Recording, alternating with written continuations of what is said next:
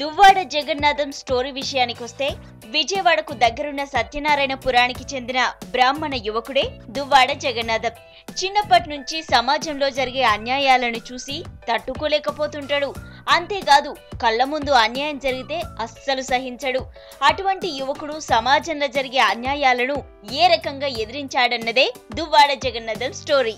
నటీనటుల పర్ఫార్మెన్స్ విషయానికొస్తే అల్లు అర్జున్ బ్రాహ్మణ యువకుడు దువ్వాడ జగన్నాథంగా, డీజేగా 2 పాత్రలలా వేరియేషన్ చక్కగా చూపించిండు. బ్రాహ్మణుడి పాత్రలా అక్కడక్కడా శృతి మించినా టోటల్ గా ఆ పాత్రలా చక్కగా ఒదిగిపోయిండు.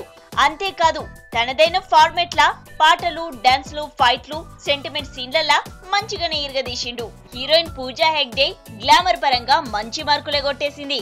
టాలీవుడ్ లో కాబోయే ఫ్యూచర్ స్టార్ లక్షణాలన్నీ పూజల పుష్కలంగున్నాయి.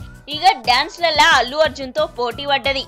మిగతా నటీనటుల విషయానికొస్తే దువ్వాడ నాయనగా తనికెళ్ల భరణి ఆ పాత్రలా మంచిగా ఒదిగిపోయిండు.